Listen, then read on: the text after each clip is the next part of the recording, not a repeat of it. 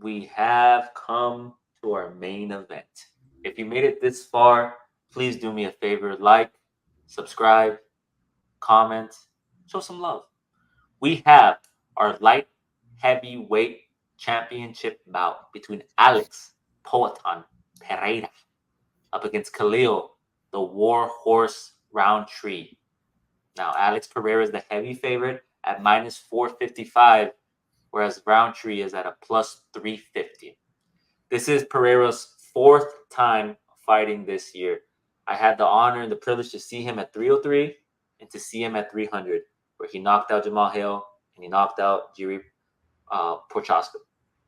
You as well saw him in New York earlier in the year, correct? Oh yeah, champ. It was great. Mm-hmm.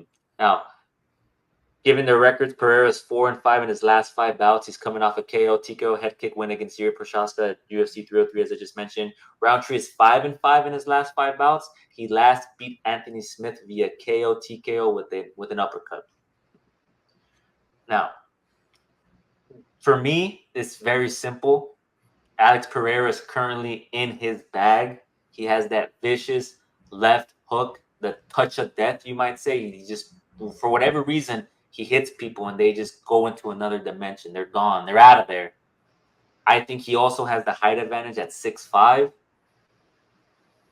Kickboxer versus Muay Thai.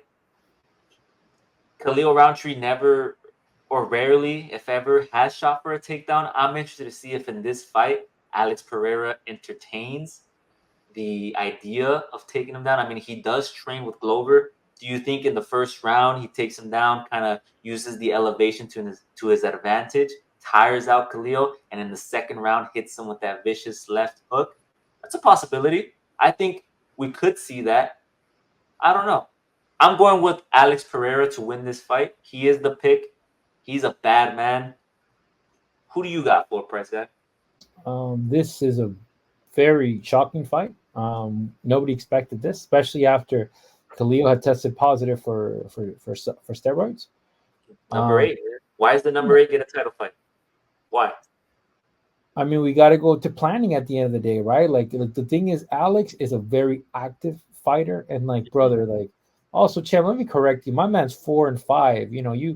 You probably forgot. He got knocked out by Izzy, champ. That's what I said. I said he's 4-5. Okay, we'll go back. It could have been me. We're gonna go back. Sorry, Yeah, champ. I Sorry. said he's 4-5, and Roundtree is 5-5. I could go back. Okay, that might have been it. But I'll say Yeah, this, champ. Um, he should. I was gonna say he should have been 5-5. yeah, he should have. The thing what happened was he got Izzy against the fence. Izzy was playing possum, and Pereira likes to fight. Hmm. But because he's just so powerful, he knows. And Yeah. Izzy caught him two times, and that was a wrap. We wrote an article on this. It was very intriguing. Um, a couple key different things. Uh, both fighters massive, but I think Khalil has more muscle. Hmm. Khalil going into Colorado, I have to investigate how much time he's been there because brother, there will be a lot of huff and puff Hmm.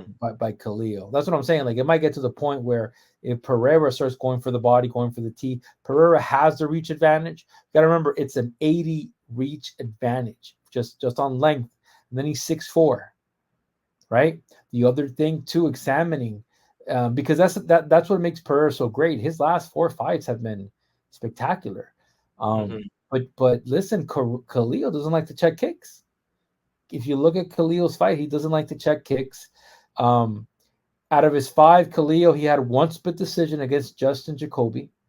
That was pretty close. I don't know if you got to see, right? And I think the stats, I broke it down. Um, Dustin Jacoby ended up landing 122 strikes. Hmm. Khalil landed 80. And, the debate was, well, I landed the power punches. True, but it was a close match against a former kickboxer, right? I don't think Jacoby was at the level of Pereira. Pereira is in a whole different elite He's in his level. bag right now, man. He's in his bag right now. No, he's feeling himself, brother. He's in a corner right now, feeling himself. Shout out to Connecticut. You have that animal over there. Um, yeah, I mean, listen, this is the second time Pereira goes to Salt Lake City. Um, do you not think he learned from his mistake? Of because course. and the mistake is again John Blachowicz, right? His first title, haven't fought at light heavyweight. Sorry, light heavyweight went up. I just think he wasn't adjusted to that weight. The altitude was an issue. Hmm. The grappling as well, because John just grappled. Let's be honest, John went for the takedown, but I Hmm. don't see Khalil doing that, brother. I don't see Khalil going for the takedown. No. One of the best quotes today was Alex saying, "Oh, okay, well, let's make a wager." He was basically trying to say, put half of your purse that you're not going to take me down once I hit you. He said that. Mhm. So, I mean, champ, what do you do? It's the reach, the aura, the Yeah, and no disrespect to Khalil Rountree, he is a good striker. He has some power behind his shots, but he's gonna have to get close to Pereira in order to inflict some damage. And Pereira manages the distance well. I mean, if you look at his fight against Jamal Hill when the he got the groin kick, right? When he got the kick to the groin, he didn't want the ref to intervene because he had already figured out the distance. That's what he said in an interview after. I didn't want us to separate because I had already figured out the distance. And what happened after the fact? He slept him. So Khalil, despite him being a good striker, I think he's gonna have to get in close. But will he be able to get in close? Will he be able to get in close against Pereira? you can't let him, champ. You can't No. let Yeah. like.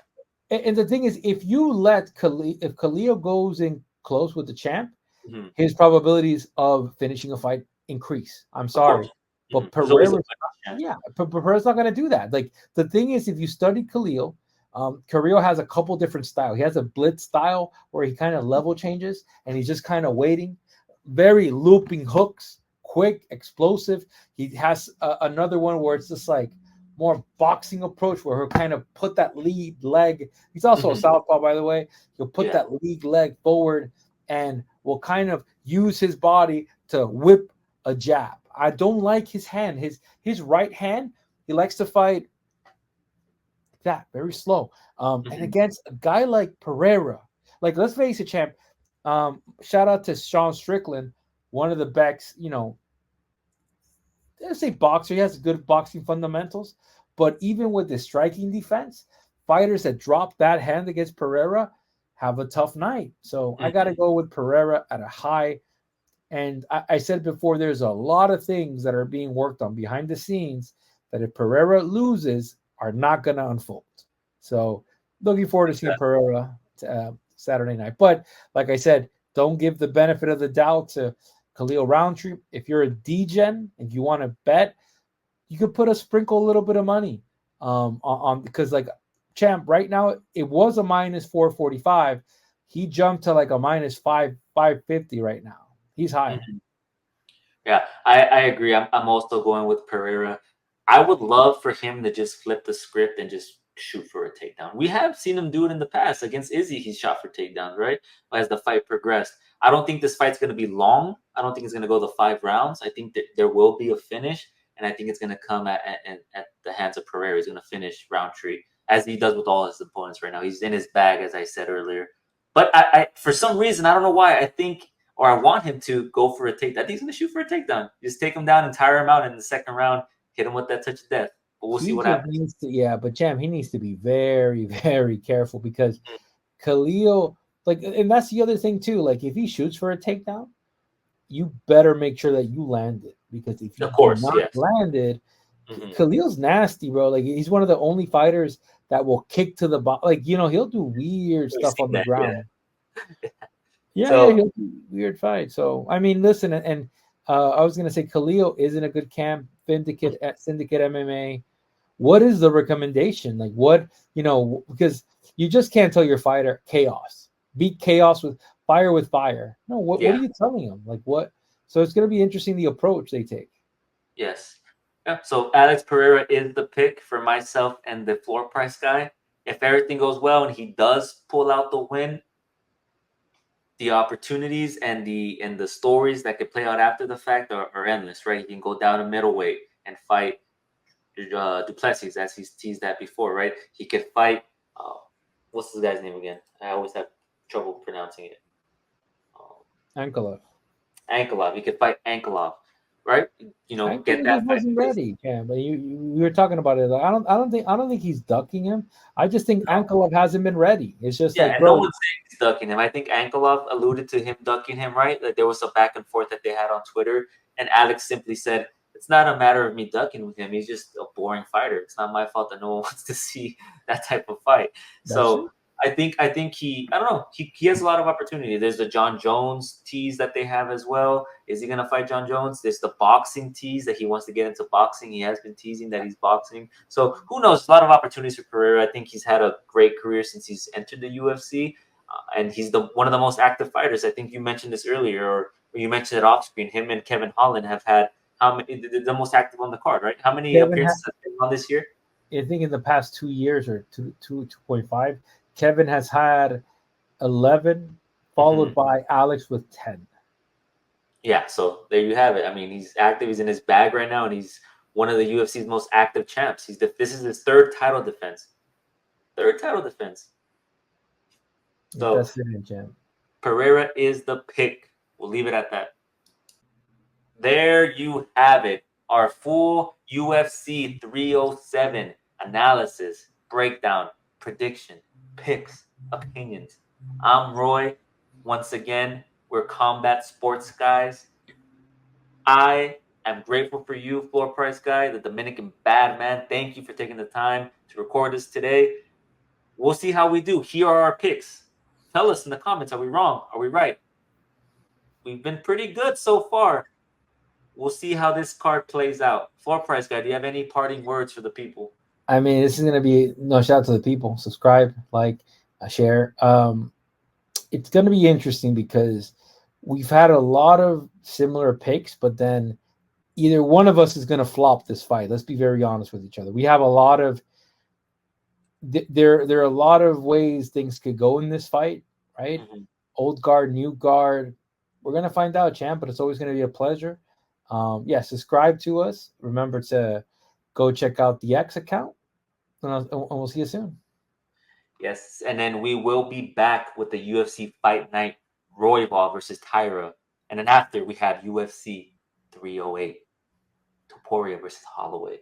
It's going to be a banger of a card. We'll see what happens. Well, there is a fight night in between, but I can't wait for that card. See you guys later. Peace out.